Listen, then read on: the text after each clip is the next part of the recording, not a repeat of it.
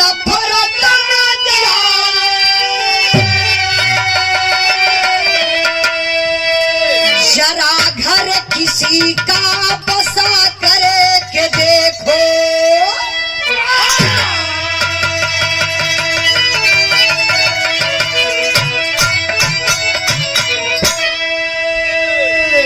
गौर करेंगे मेरे बाबू। आज का जमाना बा, लोग कहेला कि जमाना जरत बा, लेकिन जमाना नहीं खे जलता, इंसान इंसान से जले लगल, मानवता खत्म होके लगल। आज का जमाना ई बा। रंजीत पिया सबसे बड़े बड़ी रहा तो बहुत धीरे धीरे यहाँ तक आई तो डिस्टर्ब हो जाएगी। देख ले आई बैठे लोग, अरे दोनों गाना कांड बजावा।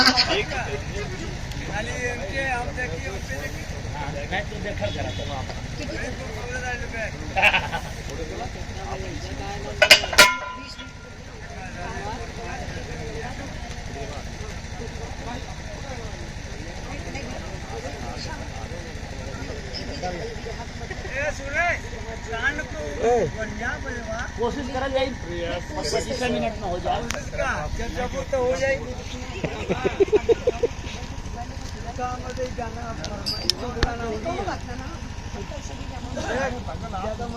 ठीक बात है, छोटा कर जाए। तेज बहादुर यादव जी। अच्छा, मुख्य अतिथि महोदय तेज बहादुर यादव बड़े भैया तेजू जी की तरफ से 200 रुपए का पुरस्कार। भैया के बहुत बहुत प्रणाम, आशीर्वाद का चाह रही। भैया का नाम छोटा, सब भाई उनके नमस्कार प्रणाम। भैया का नाम हो कि छोटे उजाला 10 मिनट का बिरहा गादा है, और सोलंकी भैया के ठेर गवाए के इनके छोड़ दी कलकत्ता चल जाए। उजाला ही बनारस में जमीन थोड़ी न लिखोई है, कहीं न कहीं उजाला का प्लान हो। तो देखिए हाँ सही बात है, सोलंकी भैया का प्रोग्राम कलकत्ता कितना आसानी छोड़ दे। ये देखिए आशीष यादव पुत्र श्री सुशील यादव पूर्व प्रधान सरवनपुर के धरती से सम्मान किए, शुरुआत में भी सम्मान किए और पुनः 200 रुपए का पुरस्कार देकर के सम्मान किए। और धर्मेंद्र भैया घबराई मत, रही बहुत जल्दी है, लेकिन विराह पर ध्यान नहीं बाबू। जमाना ना जलत बा, इंसान इंसान से जले लगल। कैसे बैठे साहब?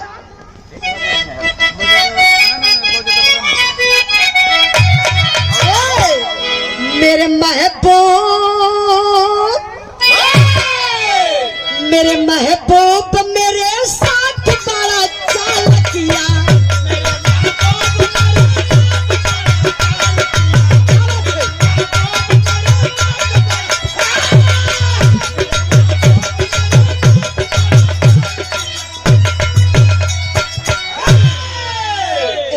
पूजा भाभी जात हूँ का ये तो तकलीफ भ देखाई है। यही मल्ले हमें बिरहा के गावती, नहीं तुम दूसर बिरहा गावो जतली है। दूसर बिरहा का मूड बनाए के मूड हम चेंज करे के पड़े है। खाली आप लोगन के देख के हम सोचली कि हमारे माता बहन लोग बैठल है, लोग सुनी है तो कुछ पल्ले पड़ी, सुधार हो समाज में। बिरहा का मतलब ही नहीं खाली छिनरी बुजरी गा का मतलब खत्म हो जाए। बिरहा का मतलब कुछ अच्छी कहानी अगर आप लोगों के पल्ले पड़ जाई तो रात भर का जागब गाई बजाई भमान का तर जाई। तो बैठा 20-25 मिनट, ज्यादा ना 20 से 25 मिनट। अब देखिए भैया आप चुप रहे, आप चुप रहे, आप एकदम मत बोलो। अब इन हालात आपको बोले लगना हो। देखिए मर्द चुप रहो। हाँ भैया बोलबे करिए, उनके एक सीसी कैसे नसवे है। कहानी पर गौर करेंगे, कहना बमाइटे साहब। देश की चोट, देश की चोट से जीकर कसी सा टूट गया।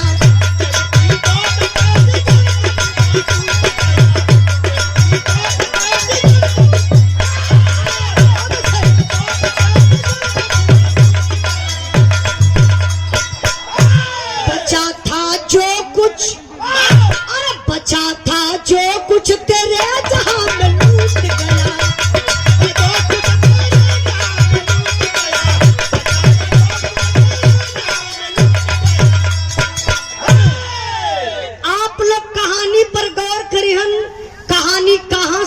कैसे लिहल गई मास्टर साहब?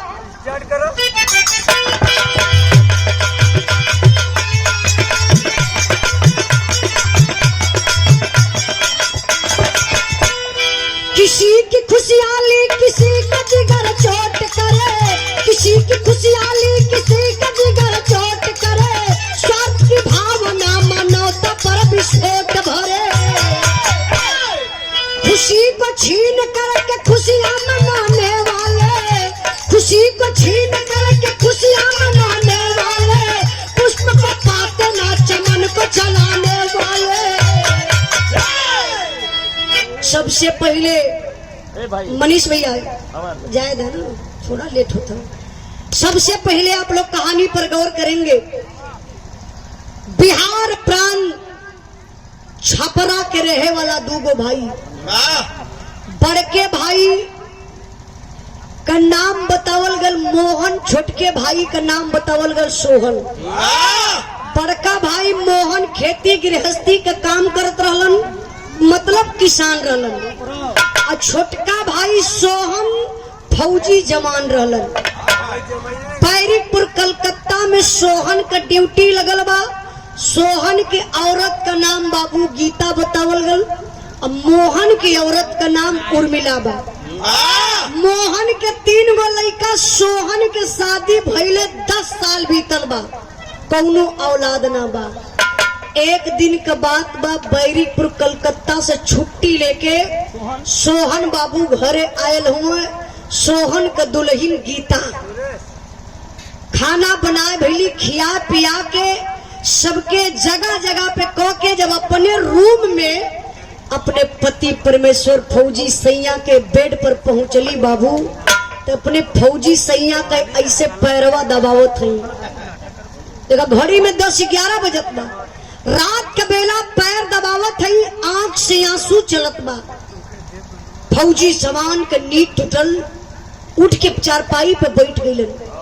कल रे गीता, टाइम देख लो, घड़ी में 11:10 के पार होत बा, 11 बजे वाला बा। आई तोहरा आंख में आंसू, एकर मतलब कारण का बा कि तोरे आंख में आंसू 11 बजे रात में?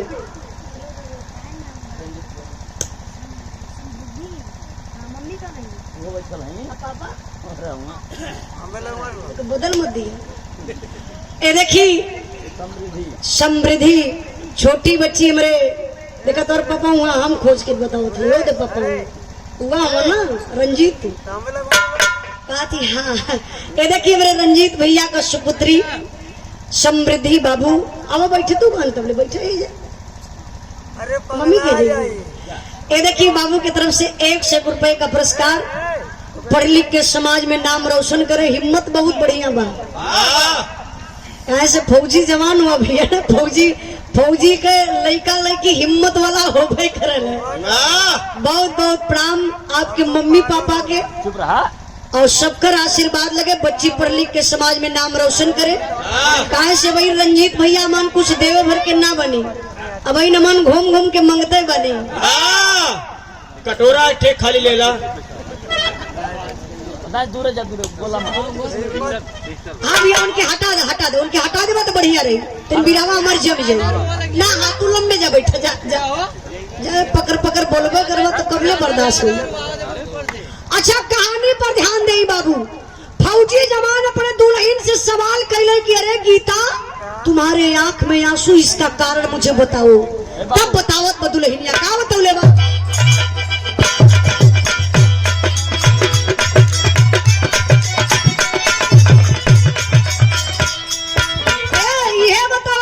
साहब माहुर लिया देता हमारा खिलाई देता,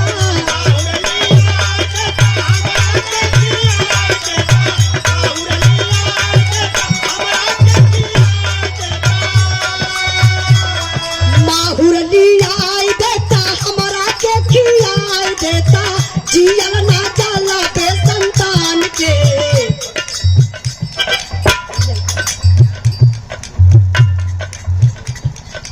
हमारे रंजीत भैया के बड़े पिताजी आप श्याम जी यादव जी की तरफ से ए बिरहा के भाव पर सम्मान किए 151 रुपए का पुरस्कार देकर के आपके चरणों में सौ सौ बार नमस्ते प्रणाम आशीर्वाद के चारे कहना है माहुर लिया देता हमारा के खिलाई देता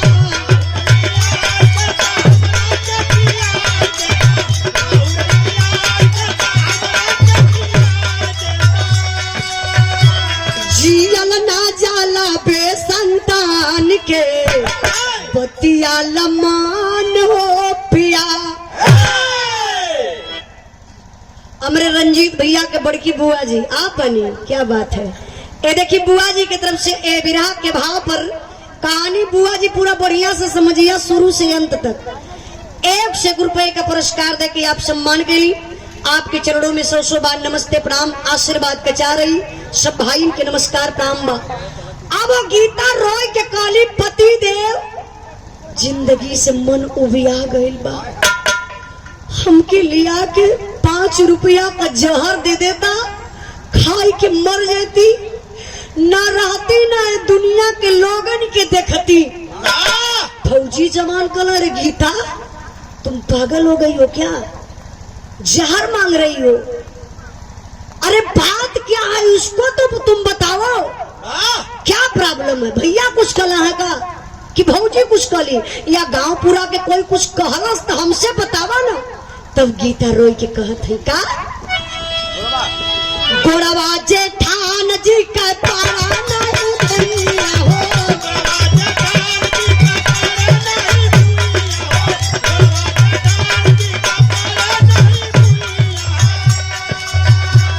हमारा खातिर नून लिहला अखिया बसनिया हो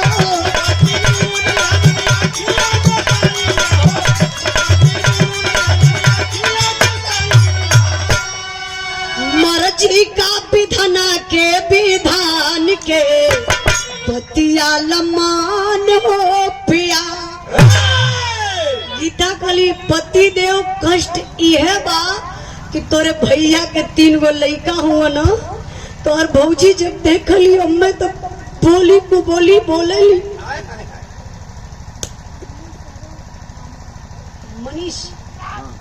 मनीष यादव उर्फ रामू काका आपकी तरफ से विरहा के भाव पर 100 रुपए का पुरस्कार आपके चरणों में बहुत बहुत नाम आशीर्वाद के चाह रही।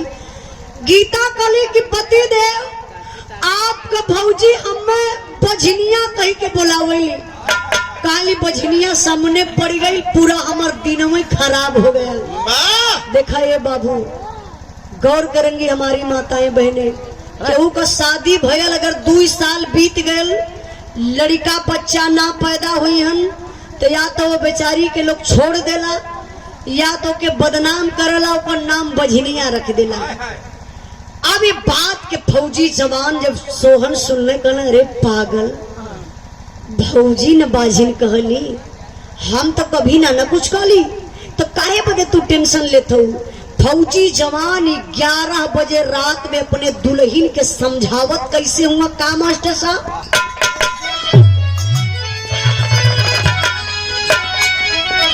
गीता दुल्हनिया क्या फौजी समझावेला।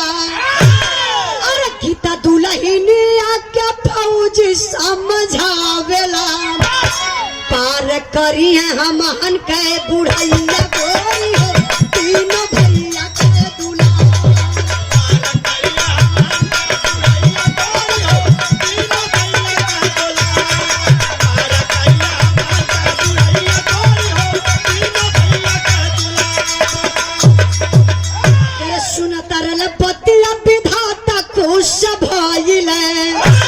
अय्या मामा की डरिया पे बउरवा लागी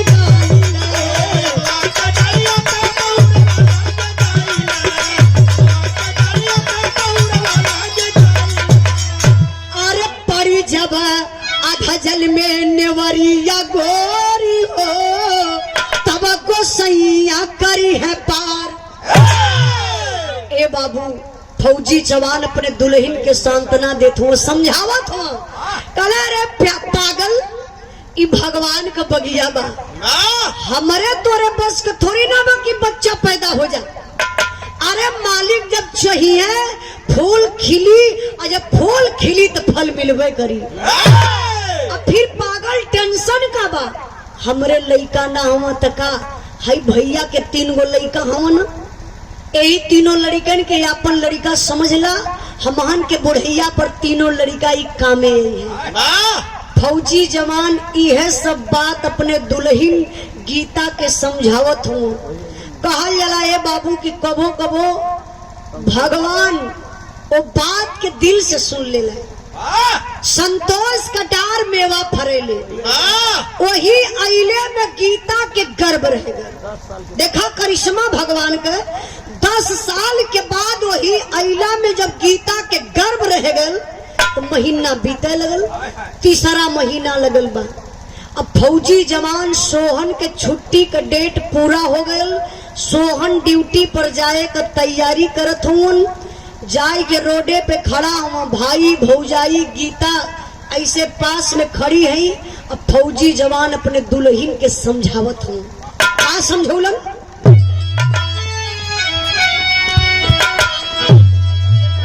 माल टरिया में चलल, माल टरिया में चलल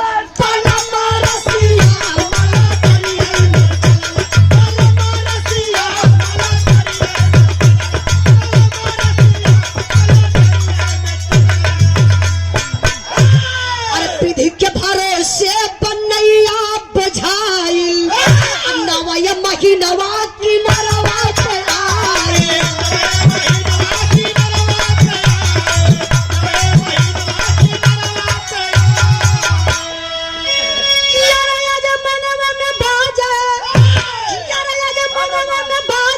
मथुरा बसिया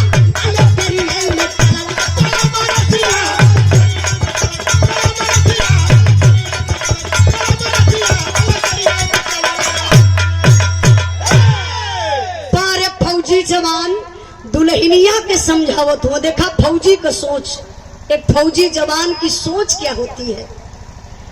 जो देश चला सकता है वो परिवार भी चला सकता है, और जो परिवार चला सकता है पूरे देश को चला सकता है।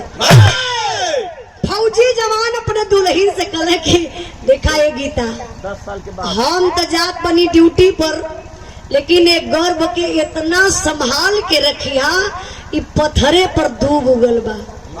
ना गौवा में अगर 2, 4, 6 साल के बाद केहू के लड़का होना तो लोग कहला रे भैया इनके पत्थरे पर दूब उग गई। कहा गीता ये पत्थरे पर दूब उगल बा, 10 साल के बाद भगवान बुझले हुए तो कुछ बढ़िए होई। आई बतिया समझौले के बाद चल गए अपने भौजी के ले गई, कन्हवा पे हाथ धैलन, कहला भौजी चला कुछ बतिया ले। कुछ दूरी पर लेके गए, कहला भौजी देखा गीता काम में अगर थोड़ा से हिचकिचाई है ना हिम्मत परी ते काम करिया, काम में तनी हाथ बटा दिया। इतनी बतिया भौजी से कहले के बाद फिर फौजी जवान अपने बड़के भैया मोहन की आइलन, कहला भैया एक बात बताई, गीता के अगर कोनो दिक्कत हुई कोनो परेशानी हुई तो एक काम करिया, एगो फोन कर दिया, हम तुरंते गाड़ी पकड़ब चली आई। देखा खुशी बा। अब तब ले भैया गाड़ी आ गई, फौजी जवान गाड़ी में बैठलन, पहुंच गए कहा अपने ड्यूटी पर बैरीपुर कलकत्ता में। फौजी जवान ड्यूटी पर तैनात, और तब भैया यहाँ समय बीते लगल। 3 महीना से 4 महीना, 4, 5, 6, 7, 8, 9, अब 9वां महीना लगल बा प्रसव का बेला, मतलब डिलीवरी होखे वाली बा, बच्चा पैदा होखे वाला बा।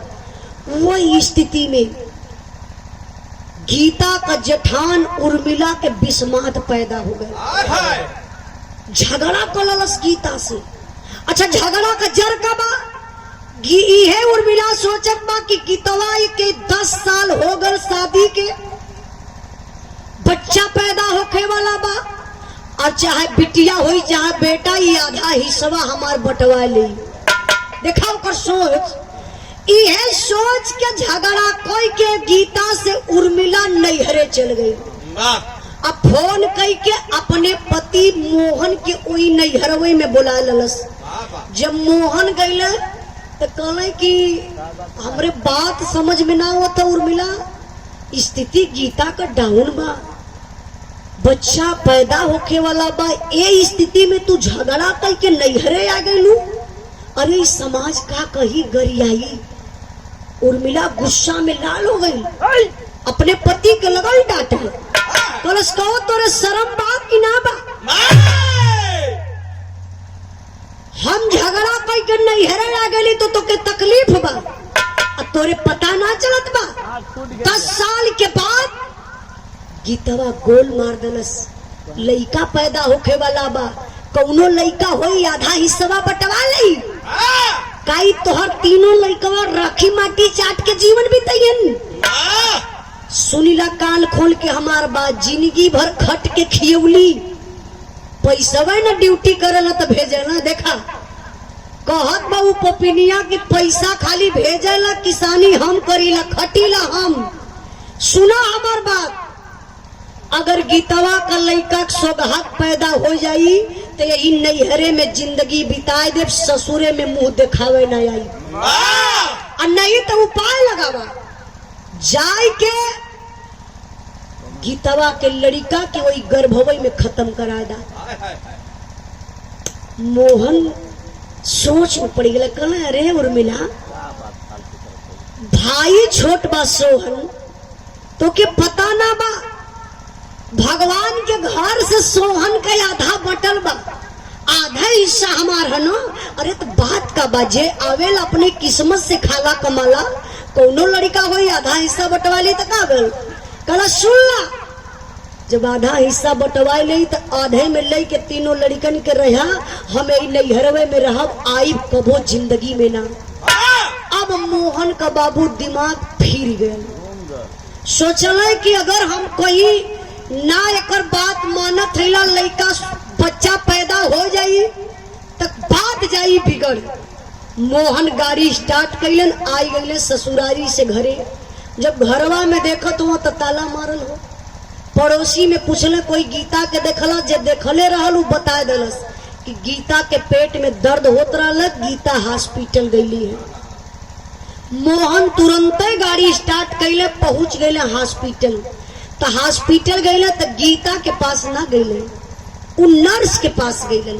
यही है पैसा दिल दिमाग, यही है पैसा दिल दिमाग, न्याय धर्म को चूर करे और देकर के मोहब्बत की फांसी भाई भाई को दूर करे।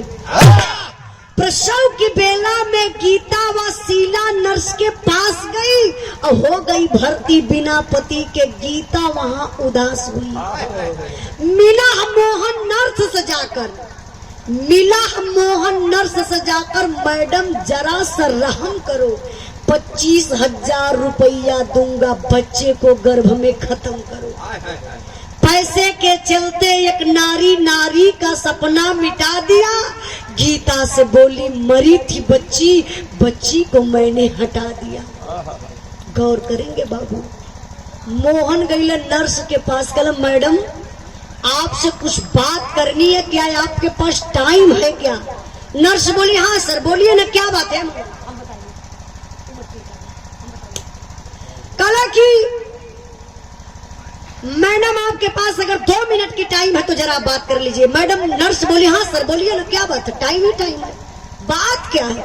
कहला कि जो गीता नाम की औरत भर्ती जो डिलीवरी केस है ना, ये तने बतिया मोहन का तो तबले उस शीला नर्स का कहते ना सर, जो गीता भर्ती है ना जो डिलीवरी केस है, टेंशन मत लीजिए, बच्चा एकदम स्वस्थ पैदा होगा, कोई प्रॉब्लम नहीं है, थोड़ा टाइम लगेगा और गीता ठीक ठाक हो, कोई प्रॉब्लम नहीं है। मोहन कहला मैडम यही तो सबसे बड़ी प्रॉब्लम है। नर्स बोली मतलब? कहले मैडम वो गीता जो है वो हमारी भाइयों है, किसी से मैडम कहना मत, मैं आपको 25,000 रुपया दूंगा, नगद दूंगा। मैडम प्लीज एक काम करिए, उस बच्चे को गर्भ में ही खत्म कर दीजिए। अब नर्स आ गई बाबू 25,000 रुपया के लालच में, एक इंजेक्शन लगाती है। अच्छा इंजेक्शन कौन लगाई? ऐसा नहीं कि वो जहर का इंजेक्शन, एक बेहोश होने का इंजेक्शन लगाती है वो नर्स। आरती अर्ध चेतना में हो गई। जब गीता अर्ध चेतना में हो गई बाबू तो बच्चा सौभाग्य पैदा हुआ। अब बच्चा जब सौभाग्य पैदा हुआ तो आप लोगों को पता है भैया चाचा दादा लोग तो ना जनिए, लेकिन हमार माता बहन लोग जनी है कि जब बच्चा पैदा होला ना तो कितना पीड़ा ये माता बहन लोगन के होला। अपने आप को मौत के मुंह में चली जाती हैं हमारी माताएं बहनें, तब जाकर के एक संतान पैदा करती हैं।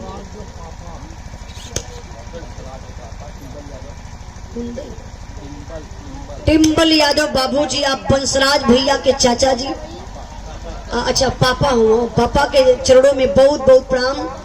बंसराज भैया के भी हमार प्रणाम बा। बिरहा भैया करौले रहला अपने गांव में, बहुत दिन पहले करौले रहला। बहुत बहुत भैया के प्रणाम, हमके याद बा। 100 रुपए का पुरस्कार देके आप सम्मान के लिए सब भाई के नमस्कार प्रणाम बा, आशीर्वाद का चाह रही। जरा ध्यान दीजिएगा बाबू बिरहा पर। अब कैलाश का नर्स इंजेक्शन लगा दलस बेहोशी के, वही अर्ध चेतना में गीता को बच्चा पैदा हो गया। और जियते बचवा के बाबू पपिनिया फेंक दलस। धीरे धीरे जब होश भयल, मतलब दवा का इंजेक्शन का असर खत्म भयल, तो गीता चरपैया पर देखत है कि हमार बचवा बाय कहाँ, कौन बच्चा पैदा भयल है, बेटी हो कि बेटा हो। ये तो खुशी का बात बा। चरपैया पे देखली बचवा ना बा, तो शीला नर्स के गीता बोलौली, कहली मैडम मेरा बच्चा कहाँ है, जरा दिखाइए ना। अब नर्स इमोशनल हो गई। शीला बोल रही, अरे गीता बहुत दुख की बात है, मैं क्या बताऊं, मैं यही सोच रही थी कब से कैसे तुमसे बताऊंगी इस बात को। बच्ची पैदा हुई थी और मर गई थी, उसको मैंने यही सोचा कि तुम अकेली हो, परेशान हो जाओगी, मैंने उस बच्ची को ले जाकर के फेंक दिया। अरे बाप रे बप्पा, जब ये बतिया सुन ली गीता, बच्ची पैदा हुई थी, मर गई और उसको तूने फेंक दिया। छपटी आई गई, चरपैया से उतर के बाबू वही नर्स के पैरवा पर गीता गिर गई। गिर के रोवत है, का कहत है मास्टर साहब,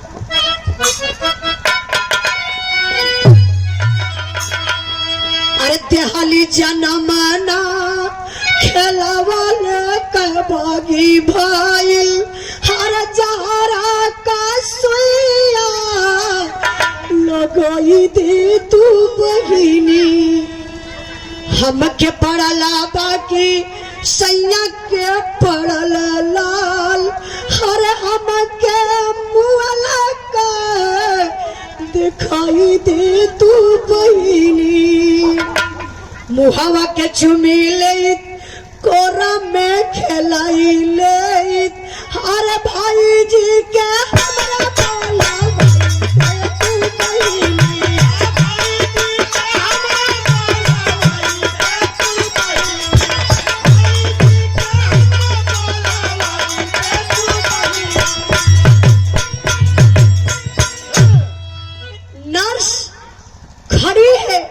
और गीता रही, मैडम अरे मैं कितनी बड़ी अभागन बन गई। 10 साल के बाद विधना औलाद दिए, वो भी औलाद को छीन लिए, और मेरी भाग, मैं अपने बच्चा को देख नहीं पाई। मैडम आपने फेंक दिया, प्लीज मैडम मैं आपके पांव पड़ती हूँ, मेरी मरी हुई बच्ची को ला दो वापस। मैं अपने बच्ची का एक बार मुखड़ा देख लूं, बच्ची मुझे पड़ी है कि मेरे पति देव को पड़ी है, एक बार चेहरा तो देख सकती हूँ। नर्स डांटने लगी, अरे गीता ये हॉस्पिटल है, तुम भूल गई, तुझे पता नहीं है, अगर इलाज करवाना तो करवा ले, और नहीं तो मेरे हॉस्पिटल से निकल जा। ये नाटक तुम मत यारस। अरे मैंने तुम्हारा मदद किया कि बच्ची पैदा हुई थी, मर गई थी, उसको मैंने फेंक दिया। बार बार उसी बात को रिपीट कर रही हो, बच्चा दे दो बच्चा दे दो, मैं कहां से बच्चा लाऊं। इतनी बतिया जब सुन ली गीता न बाबू, और बेचारी टूट गई। आप अपने पर ले लीजिए, आप अकेली हॉस्पिटल में आपके साथ ऐसा हो जाएगा तो आप लोग क्या कर सकते हैं। गीता टूट गई, हथवा जोड़ के इसे हॉस्पिटलवा में खड़ी हो गई, और खड़ी हो के कहत गई, मास्टर साहब अरे मोरे राम, ईमानवा जहिया पैसा पर बिकी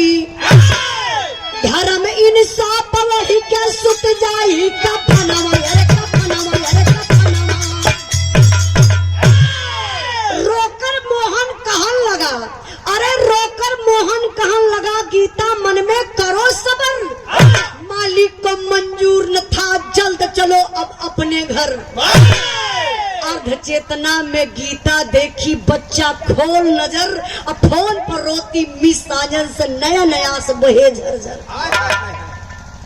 मोहन के संदेशा दे के नर्स से कहली गीता मैडम मेरे भाई जी को बुलवा दीजिए। भाई जी का मतलब अपने भसुर मोहन के बुलौली।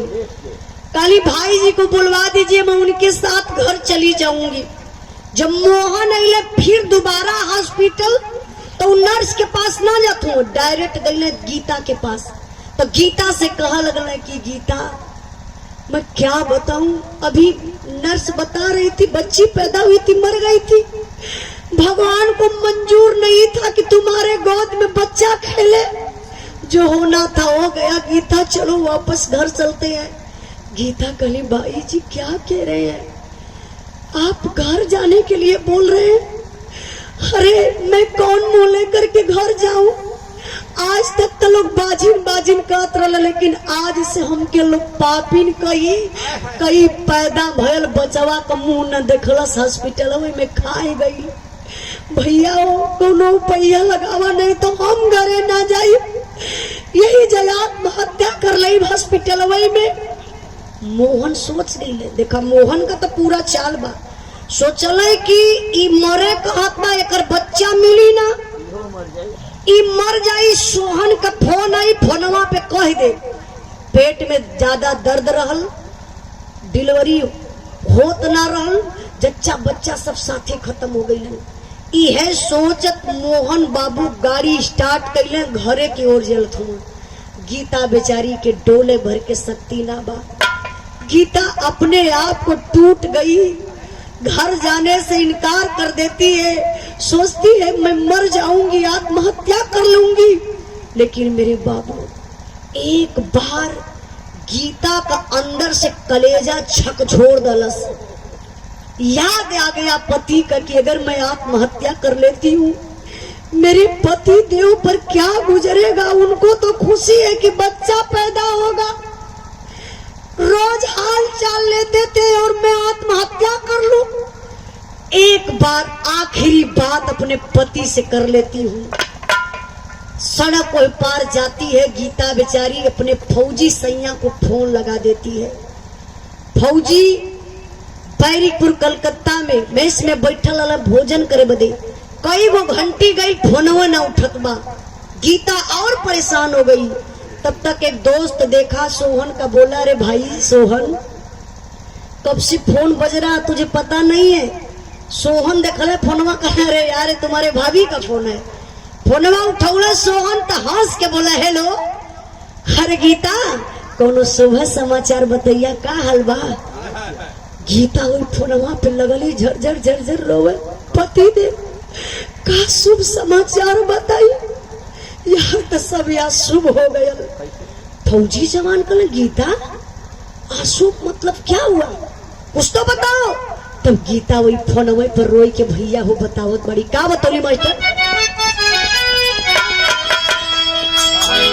अरे का हम बताई सैया, का हम सुनाई हो, का हम बताई सैया, का हम सुनाई हो, बताया सुबह समाचार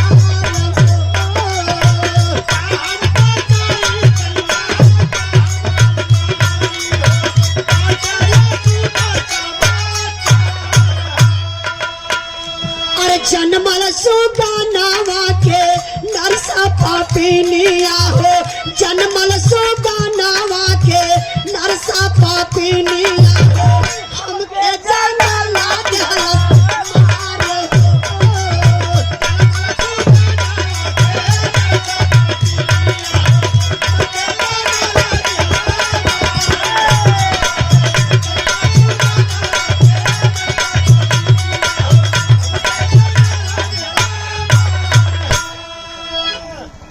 एक करोड़ के भाव पर सम्मान किए 501 रुपए का पुरस्कार नाटे सरदार महरूनगंज के धरती से। आपके चरणों में बहुत बहुत प्रणाम, आशीर्वाद के चारी। राधे श्रवणपुर के धरती से बाबूजी की तरफ से 101 रुपए का पुरस्कार 1 करोड़ के भाव पर बहुत बहुत प्रणाम, आशीर्वाद के चारी। गौर करेंगे मेरे बाबू, बतावत बा गीता रोवत बड़ी का मास्टर साहब।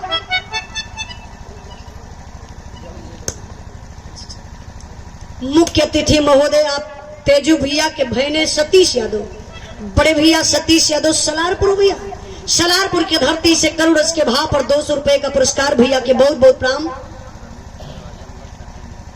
आप हमारे बड़े भैया रमेश यादव आजमगढ़ सराय मीर, तो वही का बनी सराय मीर बगलिए में बा, ये भैया की तरफ से 100 रुपए का पुरस्कार रमेश भैया के बहुत बहुत प्रणाम। अरे मिठाई वाला ना रमेश भैया, हाँ हुआ हुआ। अच्छा मिठाई वाला, तब तो मैंने रिश्ता में पड़ल है। ये देखी राजेंद्र यादव छेना वाले भैया की तरफ से ये श्रवणपुर के धरती से 100 रुपए का पुरस्कार आपके चरणों में बहुत बहुत प्रणाम आशीर्वाद का चाह रहे। जरा गौर करेंगे बाबू बिरहा पर, गीता रॉय के बतावत बड़ी काम है साहब। अरे जन्मल करा हमारे हम क्या देखवाला नहीं भैया तोहार कवनो जुगती लगवला नहीं, जबले नयावत बाटा तब पहले जियत बानी, जबले नयावत बाटा तब पहले जियत बानी, देवल पारा ना मानी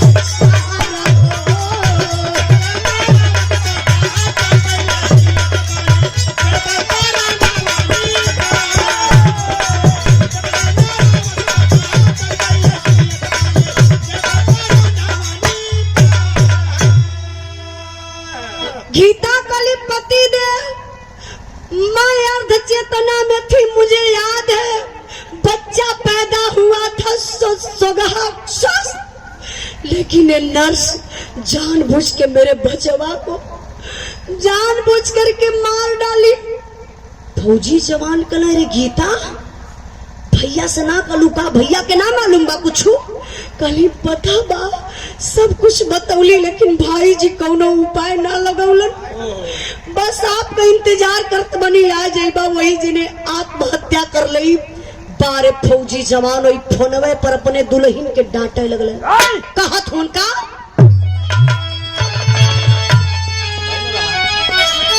अरे यखिया से यसिया बहैया न गोरी, अरे यखिया से यसिया बहैया न गोरी, टटला रही हा घरवा जइहा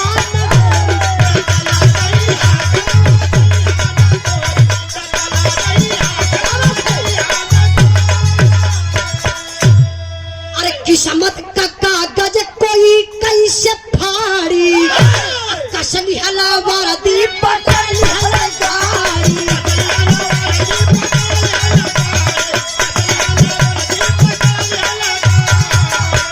अरे धीरज कदिया ना बुझैहा ना गोरी, टकना रहिहा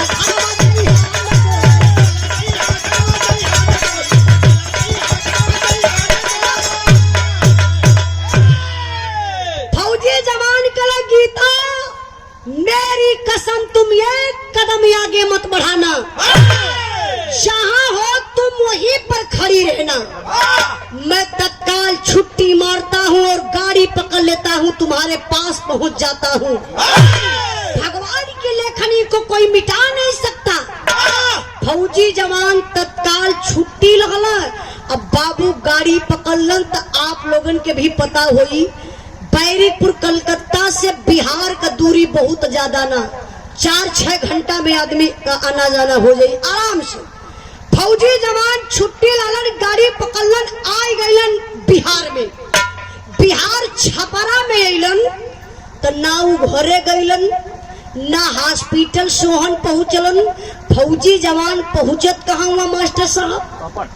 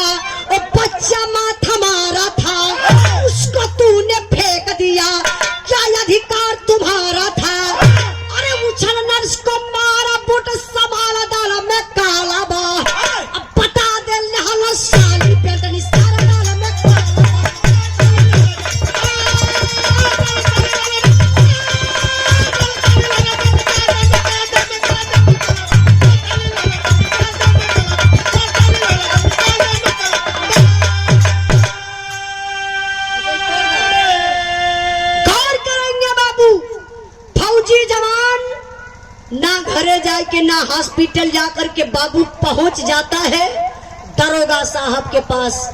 सारी बात को बता दिया। दरोगा साहब बोले कि सर आप बैठ जाइए, मैं कुछ महिला पुलिस को भेजवा करके नर्स को मैं इसी थाने में बुला लेता हूँ। कुछ महिला पुलिस जाती है और शीला नर्स को लेकर के थाने पर आ जाती है। यार दरोगा साहब का कुर्सी लगल बा, यार नर्स का लग गई, फौजी जवान सोहन का कुर्सी लगल बा, और ठीक बगलिए में उस शीला नर्स का कुर्सी लगल बा। बगल में एक पर्दा बा, वही पर्दा के आड़ में गीता बैठल है। कोई के पता ना बा, मतलब कोई के ना शीला नर्स के पता ना बा कि यहाँ गीतो बैठल है। ऐसे पर्दा के आड़ में गीता बैठल ही। फौजी जवान दिमाग लगाया, सवाल किया, आप मैडम शीला नर्स हैं? हाँ जी सर जी। अच्छा ये बताइए, जो गीता नाम की औरत भर्ती थी, जो डिलीवरी केस था, उसमें कैसे क्या हो गया, क्या प्रॉब्लम था? तो देखा होकर दिमाग नर्स का, कहा सर ये साहब, अरे क्या बताऊं साहब, गीता तो बेचारी विपत की मारी है, अकेली आई थी हॉस्पिटल, वो परेशान थी। और देखिए उस मालिक का बेचारी का साथ छोड़ दिए।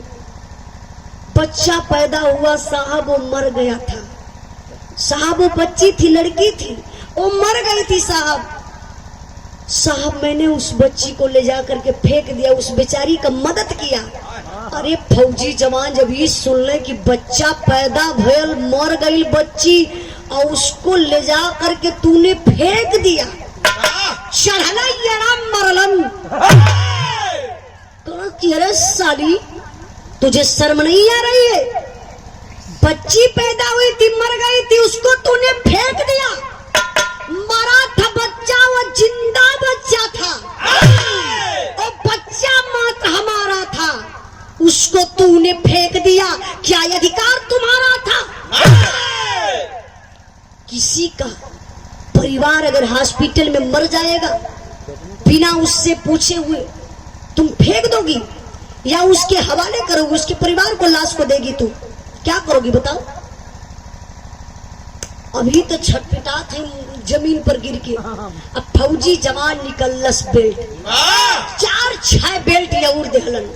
कलो रे साली, शर्म नहीं तुझे आ रही है? मैं जानना चाहता हूँ कि उस बच्ची को तुमने क्यों फेंका? मर गई थी, कोई बात नहीं है। लाश तो उसके माता पिता को देना चाहिए था ना, उसके परिवार को देना चाहिए था। तूने उसको फेंक दिया। बताओ कहाँ फेंकी हो, क्यों फेंकी हो? तो कहल जला बाबू, मार के आगे भूत भागेला। 4-6 बेल्ट जब लगल तो गाय नियर लगल कांपे। कल साहब मारा मत, बहुत चोट लगत बा। साफ साफ बता दे बहुत साहब। देखा वो नर्स बतावत बा, का बतौले बा बैठे साहब?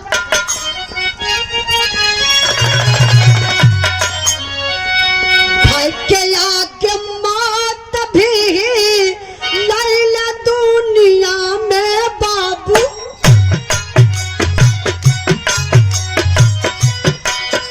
छोटे छोटे पापियन का दामन रखेगा।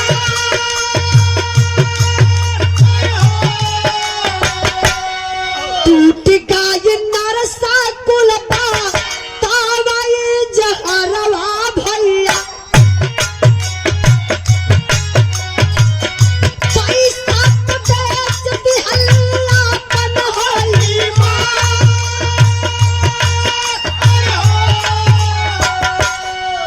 नर्स का साहब, हमार गलती ना बाबू साहब, हम पैसा के लालच में आई के जिंदगी का सबसे बड़ी गलती कैली। फौजी जवान सोचने लगा, पैसा कौन दिया? पैसा कैसा पैसा? तब वो नर्स बतावत बाकी कैसन पैसा के देले बा। ए तो हर बड़का भैया देहला हम के रुपया साहब,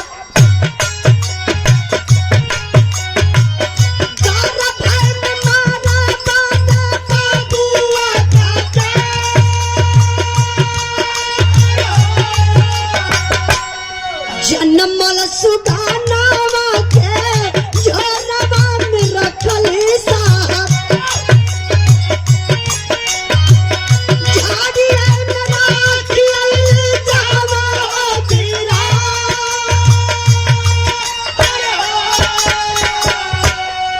नर्स का आत्मा साहब आपका बड़का भैया मोहन उनके 25,000 रुपया डाला साहब काला वो बच्चा के गर्भ में खत्म कर दा साहब पैसा के लालच में आई के ना एक बेहोश भैला का इंजेक्शन गीता के लगौली बच्चा स्वस्थ पैदा भइल जियत रहो साहब जो न बिटिया बिटिया कहते साहब बिटिया न बेटा रहो साहब जियत बेटवा के साहब प्लास्टिक में लपेट डाली बोरा वाले झोरा में रख के साहब वही झाड़ी में फेंकले बनी। अरे जब फौजी जवान सुनले कि हमारे बचवा के जियत ई पपिनिया झोरा में रख के झाड़ी में फेंकले बा पैर तले से बाबू जमीन खिसक गई आंख से आंसू छलक आया। देखिए हिम्मत वाला होते हैं फौजी जवान। बड़े भैया लव कुश यादव जी करोड़ के भाव पर सम्मान के 51 रुपए का पुरस्कार दे करके और हमारे बड़े भैया अमरजीत संचालन महोदय जी की तरफ से 100 रुपए का पुरस्कार बहुत बहुत प्रणाम आशीर्वाद कचारी। जरा गौर करेंगे फौजी जवान फिर पूछलन और नर्स से कहले ये बताओ कि उस बच्चे को कहाँ फेंकी हो। जब झाड़ी को इशारा कैले साहब और झड़िया में प्रशासन के लोग जुटे हम महिला पुलिस आप लोग जैसन आम जनता अगर ऐसन बात आप लोग सुन ला कि नर्स फलाने के बेटवा पैदा भयल के प्लास्टिक में लपेट के बोरा वाले झोरा में रख के झाड़ी में फेंकले बा तो खाना पानी छोड़ के आप लोग चल बा वो झाड़ी की यहाँ बचवा के देखे बदे। यही तरीके से पूरे क्षेत्र के भीड़ जुटल बा सब लोग चलत बा वो झाड़ी के तरफ। जब झड़िया के तरफ चलत हो बाबू आप गुलाब चंद अध्यापक महोदय अयोध्यापुर के धरती से यारो अयोध्यापुर का अच्छा बहुत बहुत बाबूजी के प्राण आशीर्वाद पचा रही माई गई है झाड़ी के किनारे। जब झड़िया के किनारवा गईली बाबू न तो गजब हो गया।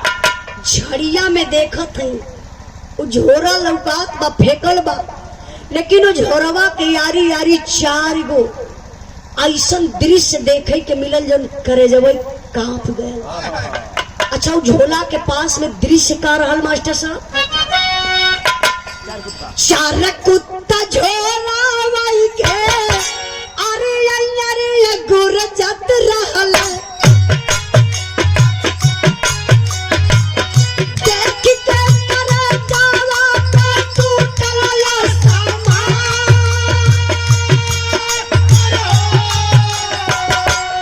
झोलवा के पास आईली लड़ी के कर्म करिया बाबू झोलवा में जियत रहल सुगना बनाता।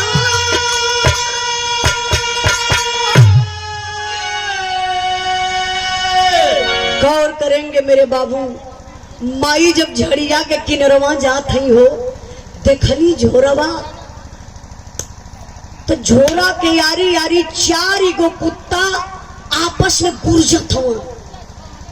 माई समझ गई कि हमारे बचवा का लसिया कुत्ता सब खाए गल। माई दौड़ल माई ना सोचली कि जानवर हम जात का कुत्ता हमके काट ली है। माई जाय के बाबू झोरवा फौजी भैया 2 मिनट और बैठा 2 मिनट उसके बाद उठा नहीं अब 2 मिनट सुन ल जब कहानी पूरा सुनते हुआ तो अलगू भैया के पिताजी जीवित यादव बाबूजी की तरफ से उम्र 105 क्या बात है उम्र 105 बरिस पहले का खाई 115 अच्छा हुआ का बाबूजी अच्छा ये देखिए 100 रुपए का पुरस्कार आपके चरणों में बहुत बहुत प्रणाम आशीर्वाद का चाह रही। अच्छा उनका लड़का ही हो क्या बात है फौजी भैया की चाची की तरफ एक फौजी भैया के चाची जी की तरफ से 51 रुपए का पुरस्कार 1 करोड़ के भाव पर बहुत बहुत प्रणाम आशीर्वाद का चाह रही। 1 मिनट आप लोग मत बतियाई तनी सुन ले गई बाबू। माई समझ गई कि हमारे बचवा के ही कुत्ता सब खा गलोयन। जब गईली झोरवा कैसे उठौली ना तो झोरा का स्थिति बड़ी डाउन बा, चूटा चूटी माटी सब लगल बा, लेकिन माई का ममता ना मानत बा। तबले सोहन गईलन, देख लाना झोरा के कले, रे गीता रख दे इस झोरा को जमीन पर। गीता अपने नसीब का बचवा नहीं था रे गीता, अगर अपने नसीब का बेटा होता ना आज झाड़ी में नहीं होता, तुम्हारे गोद में खेलता। गीता रख दे, कलेजा कांप गया। लेकिन माँ की ममता नहीं मानती मेरे बाबू। झोरवा के जब छोड़े लगली गीता ना तो सही में देखत है कि बचवा के प्लास्टिकिया में पपिनिया लपेटले बा। और जब प्लास्टिक से गीता बचवा के बाहर निकलनी खोलली ना तो बचवा जियत मिलन। अपने स्तन तक लगौली, बचवा स्तन पान करे लगल। भगवान का आहार दले रहे वो बचवा के। 36 घंटा के बाद वो बच्चा जीवित मिला। आज भी ये धरती पर सच्चाई है मेरे बाबू। आप लोगों ने देखा होगा, जो भाई बराबर न्यूज देखते हैं, पेपर पढ़ते हैं, आपको पता होगा राधे श्याम यादव आपके तरफ से पुरस्कार, बहुत बहुत प्रणाम, आशीर्वाद का चाह रही। गौर करेंगे मेरे बाबू, गुजरात के भूकंप में 26 दिन के बाद मलबे से निकाली हुई लाश, 26 दिन के बाद माई का सारी शरीर सड़ गई लाल। एक सोनू नाम का लड़की, मीडिया वाले दिखा रहे थे टीवी पर, सोनू नाम की लड़की अपने माँ का स्तन पान कर रही थी। भगवान का आहार दले रहे, जो माई का शरीर सड़ गई है, बचिया जियत बा। यही तरीके से बाबू 36 घंटा के बाद वो बच्चा जब जीवित मिला, सारे परिवार के लोग इकट्ठा हैं, गांव पूरा का लोग इकट्ठा बा, दरोगा साहब होंगे, महिला पुलिस है। सोहन रोवे लगल। अपने भाई मोहन का खाली चेहरवा देखा तो कहला, भैया ये खून पानी के एक कोक का भाई हो के ऐसन कैला भैया, कहीं भौजी ऐसन कैले हो तो कहाँ बर्दाश्त करता। सारी प्रॉपर्टी लेला भैया, प्रॉपर्टी के लिए ऐसा कैला, हिस्सा के लिए ना सब कुछ लेला भैया, आपका 1 इंच ना चाहिए। जात हिला, कभी चेहरा दिखावा परिवार में ना आई। जैसे ही सोहन अपने बच्चा के लहले, अपने बीबी के लहले, 3 कदम आगे बढ़ौले, तबले दरोगा साहब रोक दिलन। सोहन रुक जाओ, आओ मेरी गाड़ी में बैठ जाओ, आपको बस स्टैंड तक छोड़ देते हैं। सोहन रुक गई, लेकिन साहब जब उन्हें गाड़ी में भैया भौजी के हथकड़ी लग के जाई तो उन्हें गाड़ी में कौन मुंह लेके जाई? वो साहब आप जाई, हम साहब पैदल चल जाई। कबो भौजी से कड़ी आवाज में बात ना कैली, भैया के सामने चरपाई पर ना बैठली। आज भैया भौजी ऐसा मेरे साथे कैलन। दरोगा साहब गाड़ी स्टार्ट करत होवन और सोहन पैदले चलत हुआ स्टेशन के तरफ। और तब ले बाबू वही भिड़िए में से ऐसा आवाज आई जो करेजवई के चीर लहलस। वो आवाज के कर रहल, कैसा रहल मास्टर साहब? अरे तबला 3 लड़कन का खोला ला मुहवा, चाचा छोड़ी गया भतीजा मन का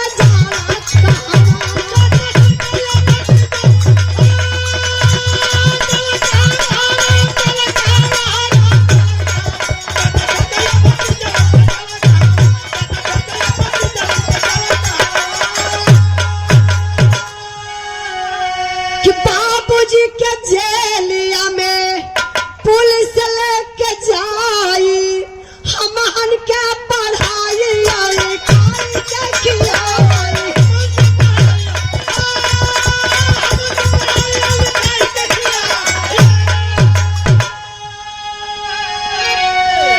ए बाबू, मोहन का 3 लड़का जोर जोर से चिल्लाए लगले, अरे चाचा, अरे चाचा, अरे चाचा, हमान के छोड़ के कहाँ जाता हुआ चाचा?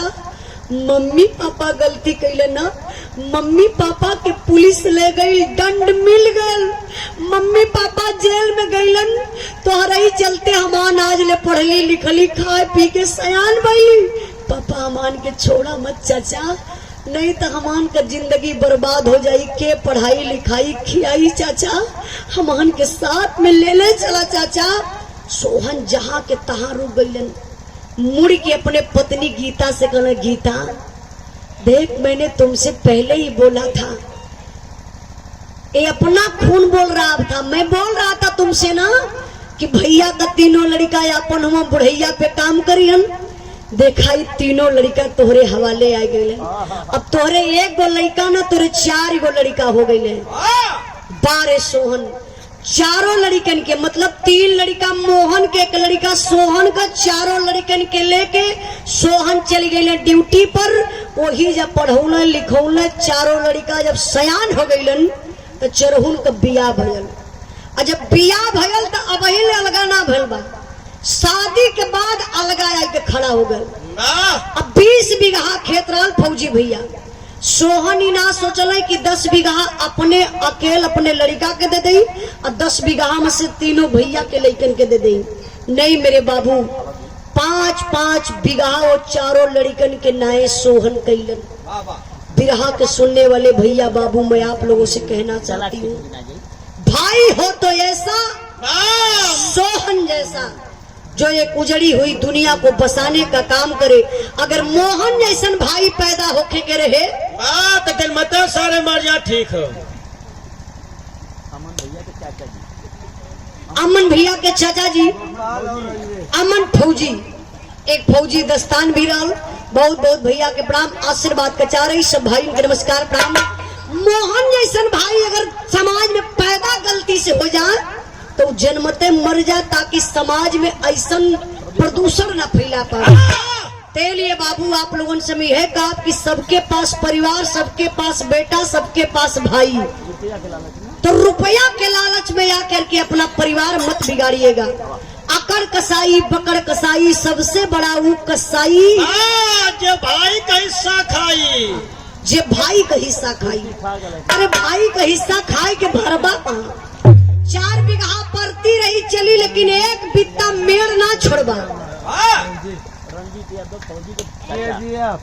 अच्छा रंजीत यादव फौजी, ये चाचा हुआ आपका? तब बात फार्म में रहो। KDF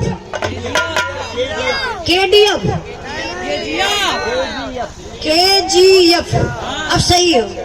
चलो अच्छा, हमसे बोले में गलती हो जाई। तो पैसा ले जाया। देखिए बिरहा के बहुत अच्छे कलाकार हमारे बड़े भैया मनीष लाल यादव जी, जौनपुर के धरती से। यो भैया अपन YouTube चैनल चलावला, तो सुनला कि उजाला का सोलंकी का बिरहा हो तो चलब जरूर हो, वहाँ वीडियो बनाई, चैनल पर जालक मनीष लाल ऑफिशियल। आप लोग सब्सक्राइब भी कर लिया, हमार भी चैनल आप लोग सब्सक्राइब कर लिया, उजाला यादव ऑफिशियल। ये देखिए सम्मान कैलन सुंदर पुष्पहार और 100 रुपए का पुरस्कार दे करके। और सोलंकी भैया को पतिया जो कातला है कि केहू के टारगेट आप तेजू भैया की तरफ से ये पुरस्कार बहुत बहुत प्रणाम। कलिया झगड़ा हो गई लाले ही खातिर और बड़ा बवाल हो गया ना, कली की क्यों शुरू करे के शुरुआ ना करता, ये हमारा ही पे ना सोलंकी भी आपो पे गुजरत हुई चल गई। अच्छा मतलब थकल माना लगत हुआ हमान का तब बात हो जाले। हम कहते बगैर भैया तो के लेट आज तो शायद ना बात भइल, टाइम से आगिला है, लेट होके के संभावना रहे तो कहिए कि उजाला बहनी चल के तनी मंच संभाल लिया, देखा तनी हम 1 घंटा लेट है। कहली भैया बहन बात संभाल ले, तू चिंता मत करा। इत्मीनान से आया, 1 घंटा ना 2 घंटा लगी, सुरक्षित आया बिरहा में। अच्छा कहीं हमके भी लेट होला तो हम ये कहले सोलंकी भैया से तो कोनो टेंशन ना हो, कभी कभी लेट हो जाला, दिन में प्रोग्राम अच्छा कोनो भी सिचुएशन होला तुम कहते भैया तनी देख लीजिए हम थोड़ा 1 घंटा लेट, कहिए बहनी तू चिंता मत करा, तुम्हार भाई सोलंकी बा। तो देखिए ऐसा होना चाहिए। लेकिन सोलंकी भैया कुछ बिरहा में सीनियर जूनियर चले लगे, अब बड़ी समस्या पड़ गई रतिया, तो अब काम बताई जाएगा। अब दूसरे मंच का शिकायत दूसरे मंच पर कर ही कहना चाहिए, जाए नहीं, यही जब बात अपन समाप्त करेंगे। देखिए हमारे मनीष लाल भैया की तरफ से सम्मान कैलन सुंदर पुष्पहार और 100 रुपए का पुरस्कार देकर के भैया के बहुत बहुत प्रणाम, आशीर्वाद का चाह रही। तो पूरा बिरहा गौले का मतलब ये भयल दुनिया में रुपया पैसा बहुत कुछ बा, लेकिन बाकी सब कुछ ना बा। रुपया पैसा हाथे कमाइल बा रंजीत भैया। आज सब अपने हाथ कमाई दे के छोड़ाला। ऐसा जब तो संस्कृत बोला था ना, अरे साफ बोले सिखा, संस्कृत बोला बिरहा हमरे आखिरी भावा कुछ का वजह में गलती भई नहीं तो क्षमा करिया। और सोलंकी भैया के काफी दूरी जाए के बाद कलकत्ता, तो रंजीत भैया को टाइम से छोड़ दिया। हाँ, जरूरी बा कलाकार का वैसे सम्मान तो बहुत कैला है जब से अमान अली है। अच्छा भैया भाभी का जोड़ी बहुत बढ़िया है। अच्छा भैया नहा लेगा भौजी के बाद तो भौजी पैसा वाले उनके बयानी में अपने घर लेके चल जाए। नाम भी बड़ा बढ़िया पूजा भाभी। अब इनका नाम तो मन के जिंदगी में ना भुलाई। नाम जितना बढ़िया उतना सुंदर है, उतना बढ़िया है। हाँ उतना उनका पूजा कही जाये। देवर हो तो तू पूजा करवा। फौजी जवान में ठोक दिया तेरी भीतर। नहीं बहुत बहुत धन्यवाद हमार माता बहन भी आप लोग कीमती टाइम दियल गल, सम्मान कल गल, बहुत बहुत आप लोगों के धन्यवाद। आखिरी कहना है पूरा रही।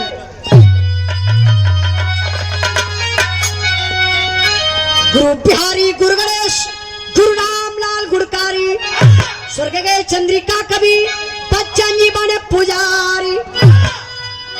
मनवा जहिया पैसा पर बिकी उजाला प्यार लाल दुनिया मारी में हनावा। मनवा जहिया पैसा